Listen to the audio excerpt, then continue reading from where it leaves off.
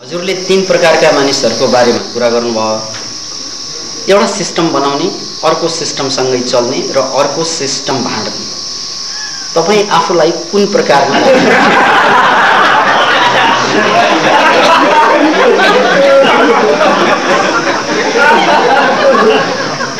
म त तीनैवटा चलाउँछु एकैचोटि।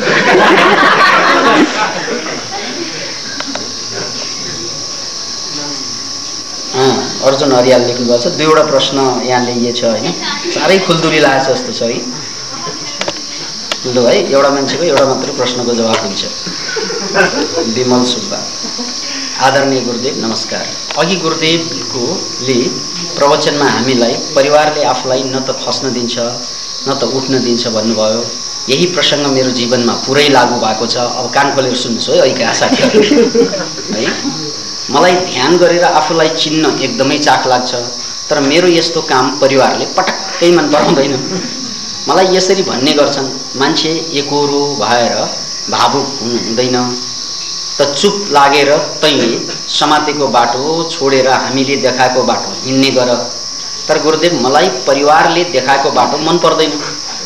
मलाई आफ्नै बाटोमा यात्रा गर्नु चाख लाग्छ। उनीहरूले मलाई भनेको यस्तो कुराले समय समयमा नकारात्मकतातिर ढकेल्ने गर्छ। यस्तो अवस्थामा म के गरौँ, के गर्नु उचित हुन्छ भनिदिनु भए म साह्रै खुसी हुन्थेँ। विमल सुब्बा। त बन्धु, मान्छे जुन चिजको लागि जन्मेको हुन्छ त्यो उसको इन्ट्रेस्टले थाहा हुने कुरा भयो। उनले कहाँ इन्ट्रेस्ट दिइरहेको हुन्छ त्यसको लागि त ऊ मर्नुपर्छ। उसको बाँच्नु मर्नु त्यही कुरा हुनुपर्छ जुन चिजको लागि उसलाई इन्ट्रेस्ट छ। यो पोजिटिभ कुरा होस्, फेरि नेगेटिभ कुरा गरेको होइन मैले। हामीले इन्ट्रेस्ट लागेको विषयलाई छोडेर अर्को विषय समायौँ भने त्यसमा हाम्रो दुविधा के रहन्छ? मन एकातिर हुन्छ, हाम्रो मन तन अर्कोतिर गइरहेको हुन्छ। हेर्नुहोस् है, मन चाहिँ मैले मन लागेको विषय यो, अनि मेरो तन आमा बाबाले बाध्य गरेर गरेको विषयमा मेरो तन त्यहाँ लागिरहेको हुन्छ। परिवारले बाध्य गर्छ, तन चाहिँ त्यहाँ गयो, अनि मन चाहिँ मेरो यता छ। तन र मन मिलेन भने मैले त्यहाँ प्रगति गर्न सक्दैन। यहाँ त म जान्नै नसक्ने भयो। जहाँ गइरहेको छु मन त्यहाँ छैन, त्यस कारण त्यसले विकास नगर्ने भयो। तन र मन यसरी चाहिँ छुट्टिएर गयो भने, तन र मन यसरी दुईवटा चाहिँ छुट्टिएर गयो भने अनि उसको जीवनमा रोग मात्रै, फ्रस्ट्रेसन मात्रै, पीडा मात्रै चाहिँ जन्मिन्छ। त्यसकारण तन र मन चाहिँ एकसाथ चाहिँ जन्मिनुपर्छ। र यो कुरा अमेरिकीहरूको स्ट्राटेजीमा तपाईँहरू खासखोस त गर्नुभयो नि त।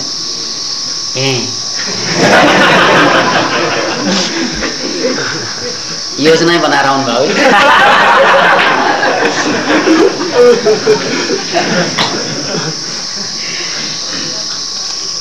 तन र मनलाई एकातिर ल्याउन सकेन भने त्यसबाट धनको उत्पादन हुँदैन। धन अरूको हातमा पर्छ, मन अरूको आफ्नै हातमा छ, तन अरूको हातमा पर्छ। तन एक थरी मान्छेले युज गर्छ, मन अर्कै थरी मान्छेले युज गर्छ, त्यो भनेको आफू भयो। अनि धन अर्कैले युज गर्छ। मानव जातिको समस्या त्यही हो। 99% मान्छेको समस्या त्यही हो। त्यसकारण हामीले तन, मन, धन त्यो तीनैवटा कुरालाई एक ठाउँमा ल्याउनु, जहाँ मन रहन्छ त्यहाँ तन रहनु, र त्यो दुवै जोडेपछि उसले धनको उत्पादन गर्नु, उत्पादनशील हुनु। बस सबै सफल पुरुषहरूले सिकाएको विद्या यही हो। अब हाम्रो मामलामा यस्तो छैन। त्यसकारण विमल सुब्बा को हुनुहुन्छ? विमल सुब्बा हजुर। अब यहाँले के बुझ्नु पर्यो भन्नाले, जस्तै यहाँ पहिला यहाँ आउँदाखेरि धेरै मानसिक समस्या बोकेर आएको होइन, अहिले त छैन नि त्यो समस्या, छैन। अब त्यो मानसिक समस्या नै कहाँबाट आउँछ भन्नाले यस्तै मन एकातिर लाग्न खोज्छ, परिवारले अर्कैतिर जा भनिरहेको हुन्छ, अनि त्यहाँबाट मानसिक बोझ बढ्छ होइन त। त्यसैले परिवारलाई बुझाउनु सक्नुपर्छ। यदि बुझाउन सकेन भने आफूले बुझ्नु सक्नुपर्छ कि परिवारले बुझ्दैन भनेर बुझ्नु पर्यो। परिवारलाई बुझाउनु पर्यो। कि परिवारले बुझ्दैन भनेर आफूले बुझ्नु पर्यो हैन? नबुझ्नुलाई किन बुझाउनु पर्यो? आफूलाई जे लागेको छ त्यो खुरखुर गरेर बसे भइहाल्यो। बुद्धले बुझाउन सकेनन् परिवारलाई, रतो छोडेर जानु पर्यो हैन त? कसले बुझाउन सकेको छ र परिवारलाई अहिलेसम्म? त्यो परिवारको संरचना यस्तो हो, नबुझ्ने खालको संरचना। किन भन्नाले कोही पनि विकसित भएको हुँदैन परिवारभित्र। सबै साना साना मान्छे हुन्छन् मानसिक रूपमा, अनि एकले अर्कोलाई बाँधेर राख्नुमा उनीहरूलाई समाज ठेक्नु थाल्छन्। र यसरी मान्छेको ताल अहिले हेर्नुहोस्, घर घरमा रोगी छ, घर घरमा मानसिक समस्या छ।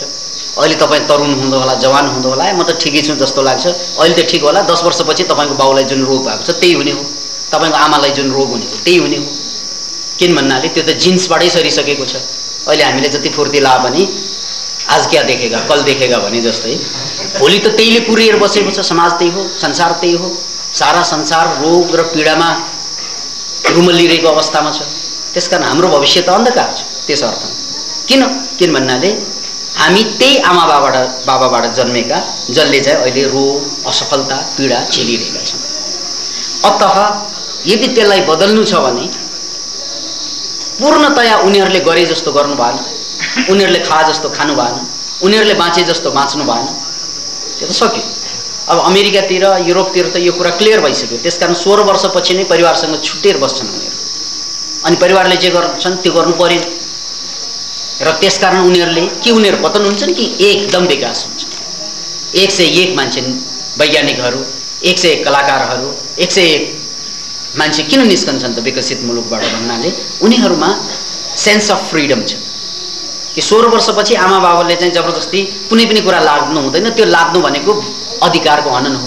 अब नेपालमा पनि यो कुरा त आइसकेकै छ, बाल अधिकार। बाबा आमाले छोराछोरीलाई जबरजस्ती गर्नु भनेको बाल अधिकार विरोध हो। त्यसकारण त्यो त राजनीतिक रूपमा पनि यो राष्ट्रले स्वीकार गरिसकेको छ कि आमा बाबाले छोराछोरीलाई लाग्न पाइँदैन 16 वर्षपछि। तपाईँ बालिग भइसक्नु भयो। त्यसैले तपाईले जे मनमा लागेको हो त्यसरी नै बाँच्नुपर्छ, पोजिटिभ यदि त्यो कुरा हो भने। नत्र भने मन नपरेको विषयमा बाँच्दा बाँच्दै मान्छेहरू कमजोर हुँदै जान्छ। माधव चमलागाई झापा। पूजनीय गुरुदेवमा प्रणाम। गुरुदेव, हजुरकै प्रवचनहरू तथा आत्मकथा अनुसार यौन ऊर्जा पनि एउटा ठुलो शक्ति हो भन्ने कुरा थाहा भयो। साथै यौन ऊर्जालाई 2 किसिमबाट प्रयोग गर्न सकिने देखियो। पहिलो हो यौन ऊर्जालाई तलतिर स्खलित गरे लगत्तै दिने आत्मसुझावले पनि यथार्थको निर्माण गर्न सक्ने देखियो।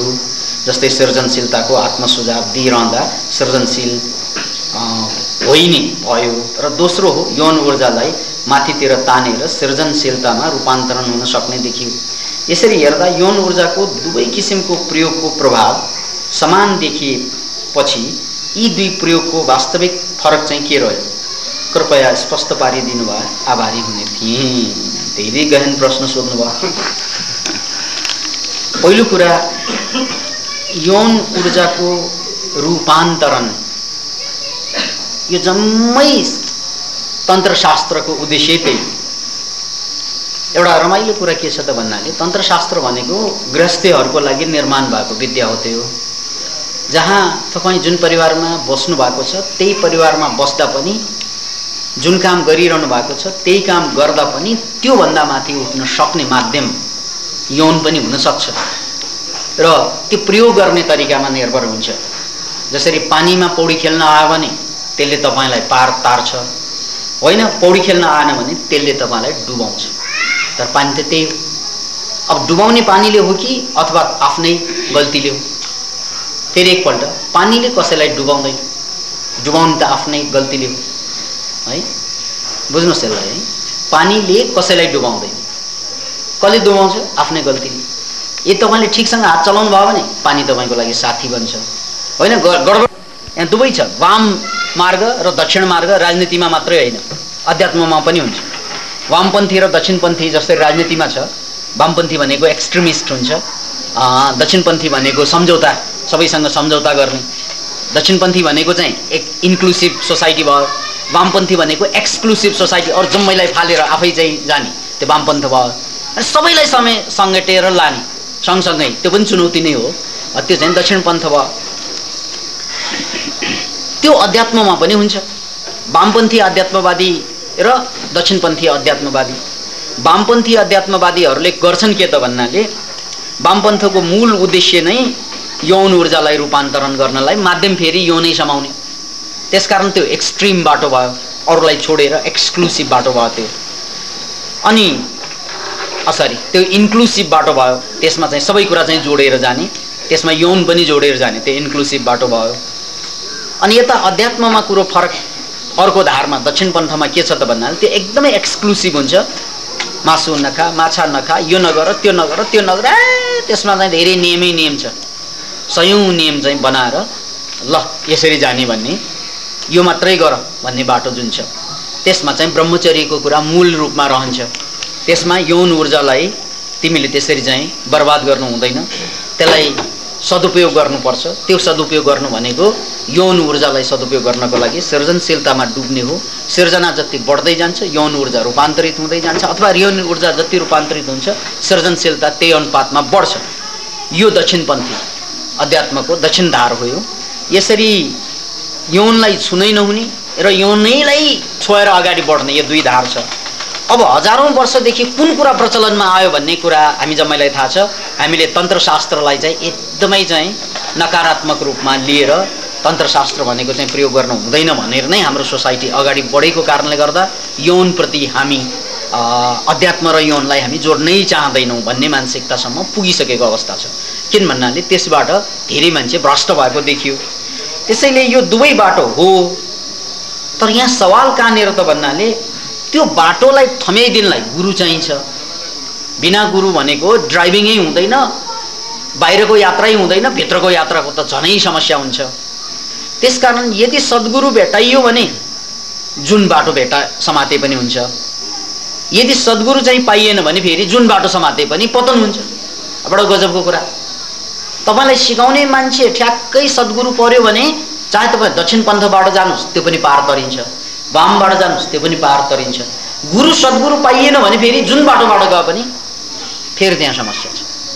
त्यसकारण सवाल कुन बाटो ठिक हो होइन, सवाल तपाईलाई हात समातेर लैजाने मान्छे तपाईले भेटाउनु भयो कि भएन। जस्तै यहाँ तपाईले कसरी प्रश्न गर्नुभयो भने माधव चम्लागाईजीले अब यौन ऊर्जा दुई किसिमबाट रूपान्तरण हुँदो रहेछ, त्यसकारण म कुन समात्नु बाटो भन्ने जस्तो कुरो भयो। तपाईले समाउनलाई समाउन दिने को तपाईँ? It's a very important chapter तपाईले छुटाउनु भएको छ। त्यसरी एउटा उदाहरण छ क्याटालिटिक एजेन्टको उदाहरण। आकाश गर्जिँदा हावामा चाहिँ हाइड्रोजन र अक्सिजन दुवै हुन्छ। अहिले चाहिँ जोडिँदैन त्यो, तर आकाश गर्जिँदा त्यो गएर चाहिँ जोडिन्छ अनि त्यो पानी बर्सिन्छ। पानी बन्नलाई अक्सिजन र हाइड्रोजन मिल्नुपर्छ। जहिले पनि मिल्दैन त्यो मिल्ने एउटा अवस्था हुन्छ। त्यो मिल्ने अवस्था भनेको आकाश गर्जिने अवस्था, त्यसलाई क्याटालिटिक एजेन्ट भनिन्छ है। किनभने क्याटालिस्ट त्यो किन भयो त भन्नाले उसले चाहिँ जोडिदिन्छ, आफूले केही लिँदैन। त्यसकारण हाम्रो पनि एउटा समस्या के हुन्छ त भने हामी एकातिर छौँ, ज्ञान एकातिर छ, तर जोडिदिने को त्यो क्याटालिस्ट को, त्यो क्याटालिटिकल एजेन्ट को त्यो छुट्याइयो अथवा त्यो गलत पर्यो भने जोडिदियो। It's very important. जस्तै हामीले फायर वाककै कुरा गर्दाखेरि हाम्रा 20 वर्षका 18 वर्षका साधकहरूले फायर वाक गरेर देखाइदिए। अब साधक त उही हुन्, उनीहरू पहिला पनि थिए, तर हिजो भएन यस्तो कुरा। आज मात्रै किन भयो त भन्नाले त्यो हामीले क्याटालिटिकल एजेन्टको काम गरेको कारण। अब मान्छेले के सोध्छन् भने प्राय मान्छेलाई के लाग्छ भने अब फायर वाकको कुरा गर्दाखेरि यो फायर वाक त गुरुदेवले गर्ने होला, अरूले त कसले गर्लान् ल, त्यत्रो ठुलो कुरा कहाँ आगोमा हिँड्ने जस्तो लाग्छ। हामीले त सबैलाई गुरुदेव बनाइदियो, हाम्रा जम्मै साधक चाहिँ गुरुभन्दा कम छैन। अब यो फायर वाकको क्रममा हामीले त पहिलोचोटि इनिसिएट गर्नको लागि हिँडेर देखाइदिनु ल यसरी हिँड्नु। त्यस एकपल्ट हिँडिसकेपछि फेरि हिँड्नु पर्दैन, हाम्रा साधकहरू हिँड्छ। हो दिस इज इट। अब तपाईँ कल्पना गर्नु, तपाईँले यौनको कुरा गर्दै हुनुहुन्छ, म फायर वाकको कुरा गर्छु, लगभग उस्तै हो। किन भन्नाले दुवैले जलाउन सक्छ, दुवै आगै हो। फायर वाकमा पनि आगोमा हिँड्न सकिन्छ मजाले, तपाईँहरू सबै हिँड्न सक्नुहुन्छ। जसरी चाहिँ आगो पानीमा पौडिन सकिन्छ नडुबिकन त्यस्तै आगोमा हिँड्न सकिन्छ सबैले। तर गुरु त छैन, कसले हिँडाउने त? सबै हिँड्न सकिन्छ भनेर अहिले हिँड्नुहोस्, हाम्रा आगोमा हिँड्ने 3 जना साधकहरूले नराम्रोले पोलेर अहिले जख्म भएर 3 जना बसेका छन्। त्यो पनि याद राख्नुहोस्, 3 जना साधकहरू नराम्रोले चाहिँ जलेका छन्। त्यसैले त्यो सिस्टम कतै पनि त्यहाँ मिस्टेक भयो भने फेरि ड्यामेज आउँछ। त्यो ड्यामेज त हामीले झेलिरहेका छौँ। अब 30-35 जवान साधकहरूले जुन फायरवर्क गरे, कसैलाई केही भयो, तर 3 जना जतिलाई अहिले आएको दोस्रो तेस्रो फायरवर्कमा 3 जनालाई नराम्ररी जलेको छ। उनीहरू चाहिँ हिँड्नै नसकेर बसिरहेका छन्। अब यो भनेको के त भन्नाले आगोमा हिँड्न सकिन्छ कि सकिन्छ, नसकिन्छ पनि, सकिन्छ सकिँदैन पनि, दुवै। त्यो हिँड्ने सिस्टम त्यसलाई चाहिँ इनिसिएट गर्ने गुरु जसरी इम्पोर्टेन्ट हुन्छ, त्यस्तै यौनमा पनि त्यही हो। यौन ऊर्जा रूपान्तरित हुन्छ, त्यसमा शङ्कै छैन। त्यसैले मनोक्रान्तिमा हामीले के भन्ने गर्छौँ भने 5 वर्षको साधनापछि 5 वर्षमा तपाईहरूले फायरवर्क गर्ने, जमिन मुनि धस्किने, के गर्ने हेर्दै जानुहोस्, त्यो देखाउँदै जाने हो। विश्व भ्रमण गर्ने, भारत भ्रमण गर्ने, मेमोरी 100% मेमोरीको डेमो गर्ने, यी जम्मै कुरा डेभलप भएपछि तपाईँको त्यो जिन्समा गएर बस्दिन्छ। It becomes a part of yourself. हेर्नुहोस् है, अहिले तपाईँ रक्सी खानुहोस्, झुटो बोल्नुहोस्, हल्का हल्का पारामा बाँच्नुहोस्, त्यो पनि जिन्समा गएर बस्छ। अनि भोलि बच्चा जन्माउँदाखेरि आफूभन्दा खत्तम घटिया जन्मिन्छ। किन भन्नाले त्यो जिन्सैबाट सर्छ। It's a very dangerous game. अब तपाईँ हामीलाई जिन्दगी के लाग्छ भन्नाले यही त हो नि, जिन्दगी 2 दिनको मोज हो भनेर चाहिँ मोज गरेर बनाएका बच्चाहरू त्योभन्दा चुर हुन्छ। किन भन्नाले त्यहाँ प्रिपरेसन छैन, प्लान छैन, योजना छैन, जथाभावी खायो, जथाभावी बाँच्यो। त्यसरी चाहिँ जन्मिएका बच्चाहरू फेरि जथाभावी नै जन्मिन्छन् र उनीहरू जथाभावी नै मर्छन्। त्यसकारण एउटा मोनालिसा पेन्टिङ गर्नुभन्दा, एउटा ताजमहल बनाउनुभन्दा पनि महत्त्वपूर्ण छ एउटा सन्तान जन्म। याद राख्नुहोस् यो कुरा। किन भन्नाले मोनालिसा नभएर के फरक पार्छ मानव जातिलाई, ताजमहल नभएर के फरक हुन्छ। तर शैतानै शैतान, बेवकुफै बेवकुफ जन्मियो भने 99% मान्छे यस्तो जन्मिरहेको छ संसारमा, जो कामै नभए। डोनट देखाउँदा पाल मात्रै देख्ने।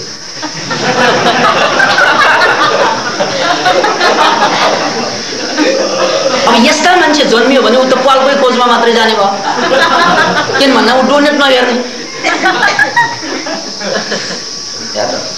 अत सबभन्दा इम्पोर्टेन्ट कुरा भनेको ह्युमन जिन्सलाई ट्रान्सफर्म गर्नु।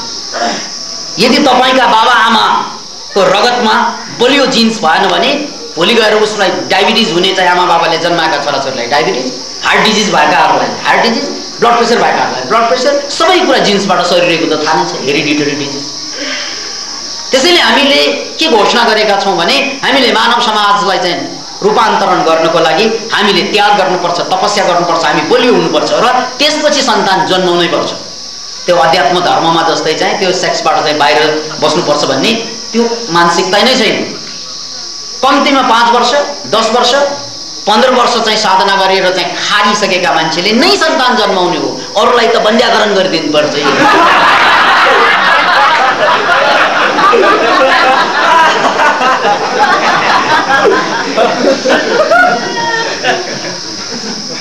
किन भन्नाले यस्ता चाहिँ ख्यान्त्राङहरूले जन्माएकाहरू झनै ख्यान्त्राङ हुन्छन्। राष्ट्रको मात्रै बोझ बलिया। त्यो कुरा चाहिँ प्रकृतिबाट पनि सिक्न सकिन्छ। हेर्नुहोस् है, मैले धेरैपल्ट भने, त्यसकारण एकचोटि फेरि भन्छु, अनि पछि पनि यस्तै भनेर भन्नुपर्छ। यो त्यो जङ्गलमै चाहिँ तपाईँले हेर्नुहोस्, मृगहरू कोही कुरा, मृग भनेको साह्रै शालीन हुन्छ। उनीहरूमा पनि एउटा मृगिनीले मृगलाई चुन्दाखेरि, मृग त धेरै हुन्छन्, मृगी र मृग केटो भयो, भाले भयो, मृगी चाहिँ पोथी।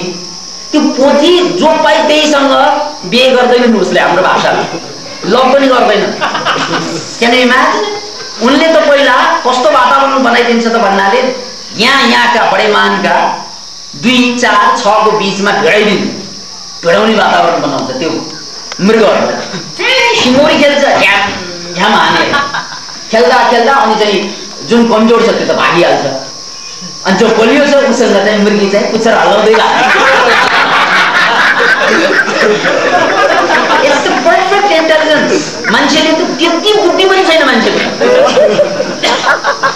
किनभने त्यसरी यहाँ बलिया बाङ्गा तगडा मृगसँग मृगनी चाहिँ लागेपछि त्यसको जिन्सबाट जुन बच्चा जन्मिन्छ नि त्यो पनि बलिया बाङ्गा तगडा, नत्र त जङ्गलमा बाँच्न सक्दैन। यो माइक जस्तै कमजोर होला।